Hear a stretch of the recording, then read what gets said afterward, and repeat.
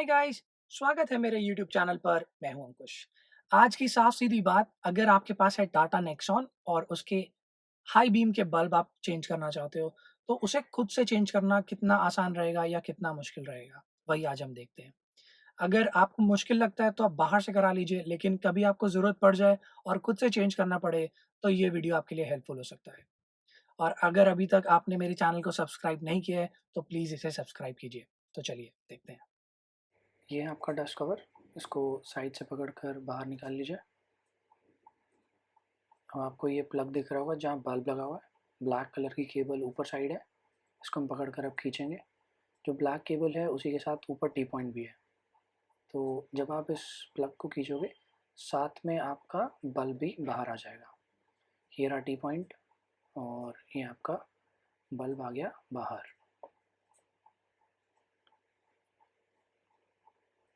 अब आप जो बल्ब है उसको आप प्लग से बाहर निकाल लीजिए खींचकर।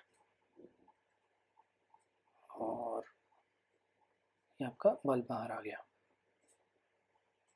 अब नया बल्ब लगाएंगे।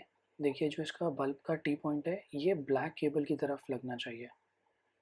तो मैं वापस लगा रहा हूँ इसको।